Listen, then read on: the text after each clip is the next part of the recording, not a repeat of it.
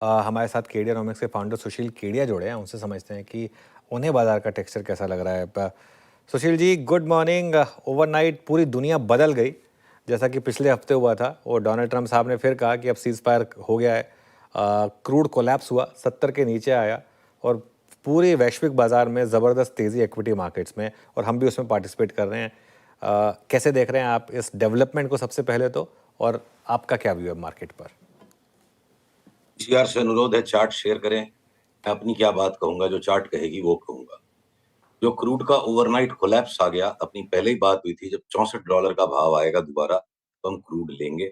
6380 के stop loss से crude को लेना है। डोनाल्ड ट्रंप अमेरिका के राष्ट्रपति हैं, इस संसार में बहुत महत्वपूर्ण व्यक्ति है, मालिक तो नहीं है ना संसार के। बहुत लोगों का पैसा दांव पे लगा जिससे चार्ट्स बनती हैं। तो क्रूड की चार्ट पे जो नीली रेखा है, इसको आप स्टॉप लॉस बना के हम लेंगे।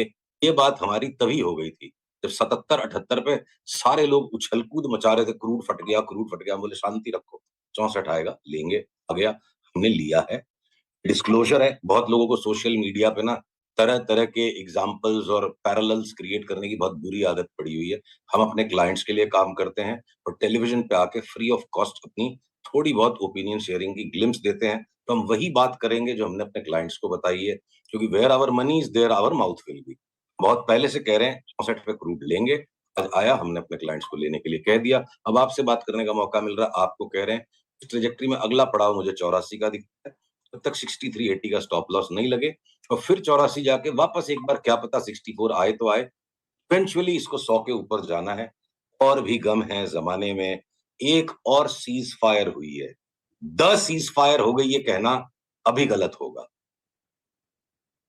नहीं, बिल्कुल बात आपकी सही है वैसे सुशील जी। लेकिन एक चीज़ मैं कहूँ, जैसे आपने बोला कि आपकी ऑब्वियसली फ़र्स्ट प्रेफरेंस क्लाइंट है, मेरे लिए मेरे फर्स्ट प्रेफरेंस व्यूअर्स है। तो ठीक है, आप अपने क्लाइंट्स को कॉल देते हैं, लेकिन उसके बाद भी मेरे व्यूअर का पैसा बने, ये मेरे लिए भी बहुत ज़रूरी है। तो निफ्टी पर अब इस समय इन लेवल्स पर बाइंग करके पैसा बनेगा क्या? क्या व्यू है आपका? देखिए, क्रूड भी लेंगे और निफ्टी भी लेंगे, ये नॉर्मल सिचुएशंस में होता है। पीसीआर से अनुरोध है, आज मेरी स्क्रीन को जरा बार बार दिखाएं। देखिए, निफ्टी की आवरली चार्ट आ गई और मैं साथ साथ बैंक निफ्टी का भी आंसर दे दूंगा, क्योंकि पीसीआर को बार बार स्क्रीन चेंज करनी पड़ती है। वेट कर रहा हूं, पीसीआर स्क्रीन को वापस दिखाएं।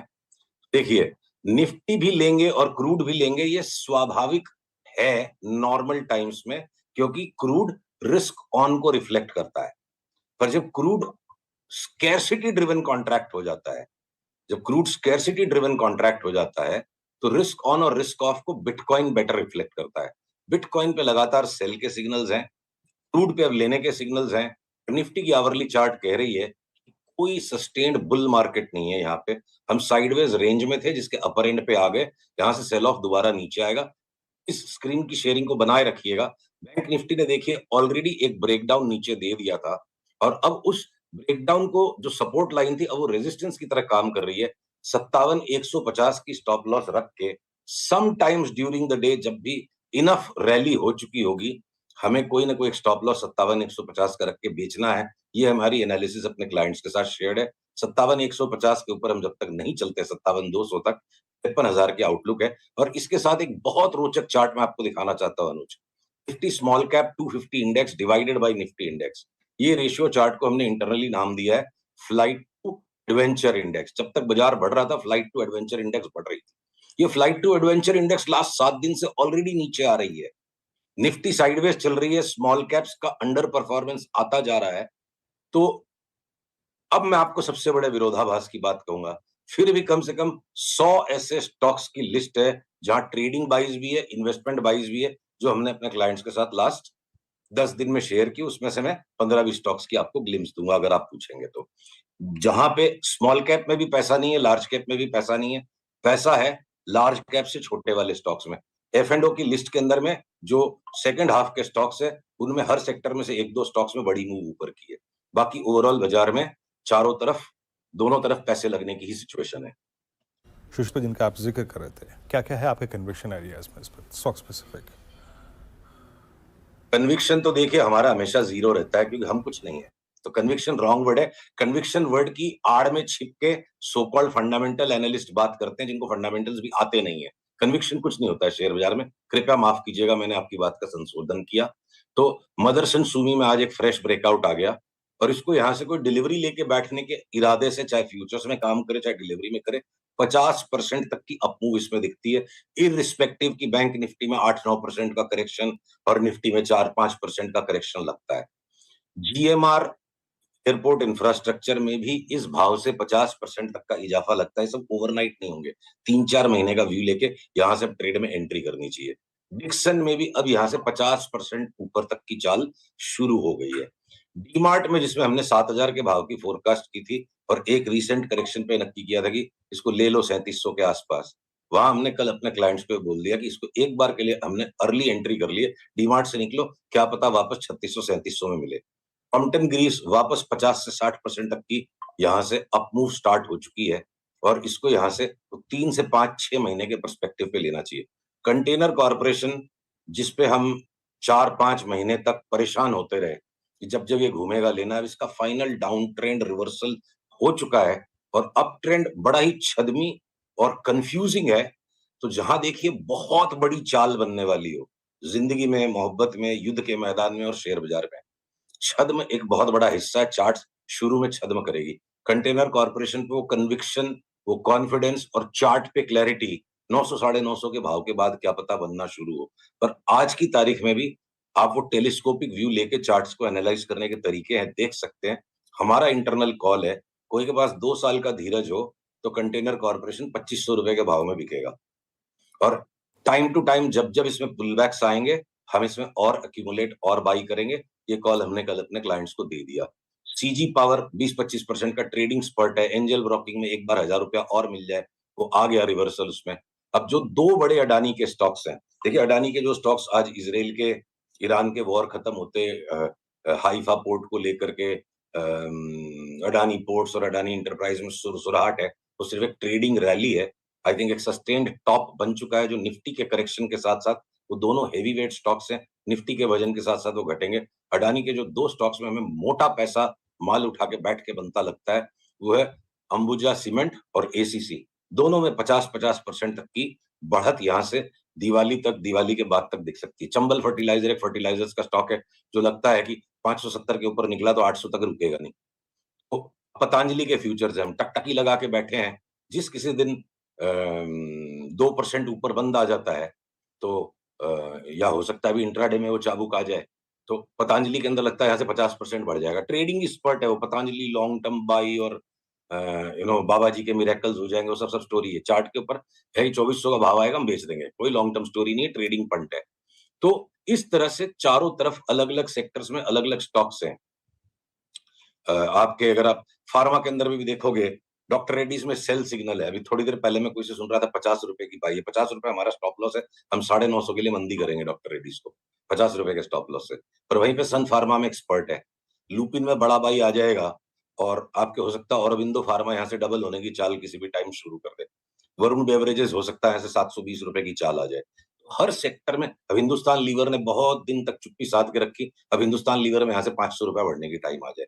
तो इंडेक्स अपना काम करेगी। बैंक निफ्टी हो सकता है निफ्टी से ज्यादा अग्रेसिवली करेक्शन दे टाइम टू टाइम, क्योंकि आईसीआईसीआई बैंक और एचडीएफसी बैंक ने परेशान होने की ठानी, उनकी चार्ट्स में परेशानी दिखती है। पर वहीं हमें बैंक ऑफ बड़ौदा लगता है यहाँ से 30% बढ़ जाएगा तो बड़ी बात नहीं है। तो देखिए बहुत ज्यादा इंडिविजुअल स्टॉक मूवमेंट्स हैं और सिर्फ इंडेक्स को देख करके काम करना घातक हो जाएगा। इंडेक्स को नजरअंदाज कीजिए, 5 चीज लॉन्ग 5 चीज शॉर्ट। जब बाजार आपको बैलेंस लगे, तेजी लगती है 10 चीज लॉन्ग है 5 चीज शॉर्ट है, मंदी लगती है 10 चीज लॉन्ग है 10 चीज शॉर्ट है 5 चीज लॉन्ग है। हम इस तरीके से अभी काम कर रहे हैं फिलहाल, जैसा बाजार वैसे हमें चलना पड़ेगा। इंडेक्स को इग्नोर करने वाला व्यक्ति शायद जीत में रहेगा, इंडेक्स दोनों तरफ से चोट लगाएगी, ये हमारा भी मानना है।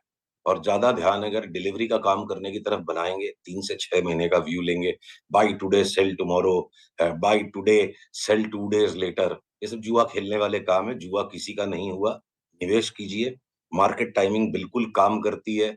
कुछ लोग आके जो लेक्चर दे देंगे ना, मार्केट टाइमिंग कोई नहीं कर सकता। भाई आपका नसीब खुल गया, आपकी लॉटरी खुल गई, आपका कोई स्टॉक 100 गुना हो गया, इसका मतलब ये तो नहीं हुआ कि आपको सब कुछ आता है। मार्केट टाइमिंग बिल्कुल काम करती है, तो उसकी अति मत मचाओ कि आज लेके कल बेचना है, कल लेके परसों बेचना है। 3 से 5 महीने के व्यू में मार्केट टाइमिंग बहुत अच्छा काम करती है और वहीं पे हम ज्यादा काम करते हैं।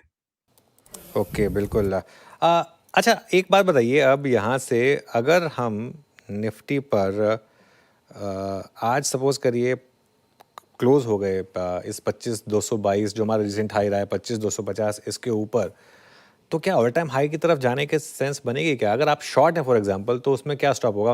मतलब किस लेवल पर आपको लगेगा कि नहीं अब बस मार्केट यहाँ से चलने को तैयार है? नहीं भाई साहब, मैं ये 25, 230, 250 ये सब क्या है ना, complex range formation with A slightly upward नज है। तो ट्रेडिशनल टेक्निकल एनालिसिस का अब्यूज मैं नहीं करूंगा। देखो, एक बढ़ई के झोले में ना बहुत सारे औजार होते हैं। हथौड़ा, छिन्नी, स्क्रू ड्राइवर, ड्रिल। हर वक्त हथौड़ा चला देना ठीक नहीं है। बारीक काम है, कारीगरी का काम है। चार्ट की एनालिसिस कारीगरी है। लेवल्स को ओवर अब्यूज कर रहे हैं लोग। इस लेवल के ऊपर चला जाएगा तो बाजार तेज, इसके नीचे चला जाएगा तो बाजार मंदा।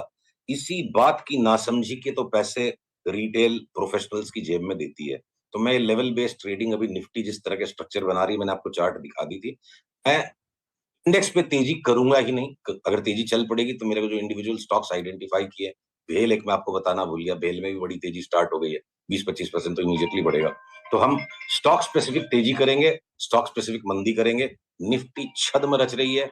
और एक एक एक बात मैं आपको बताना चाहता हूं, बिल्कुल जरूरी है ये बात, जो कि आप समझो ना, जैसे युद्ध की बात चल रही है आज। जो लाक्षागृह था, युद्धों का महायुद्ध था महाभारत, और उसमें पांडवों के लिए जो लाक्षागृह बना था वनवास में, तो उसके अंदर द्रौपदी के मुंह से निकल गया अंधे का बच्चा अंधा, और बहुत बड़ा युद्ध हो गया। तो रिटेल के साथ लाइफ में बार बार ही होता है, अंधेपने का काम हो जाता है। जहां पे आपको दिख रहा है कि बिल्कुल बढ़िया मार्बल की टाइल है, वहां पे पानी है, जहां पे पानी है वहां पे लगता है कि यहाँ तो मार्बल की टाइल है। तो बाजार में इस वक्त वही छद्म हो रहा है जो मैंने आपको एडवेंचर इंडेक्स दिखाई, कि स्मॉल कैप्स गिरेंगे, लार्ज कैप्स गिरेंगे, और middle middle of the pocket के अंदर में स्टॉक्स में पैसा है। इंडेक्स को मैं हाथ जोड़ के निवेदन करता हूं, हम इंडेक्स पे भी कॉल नहीं लेंगे।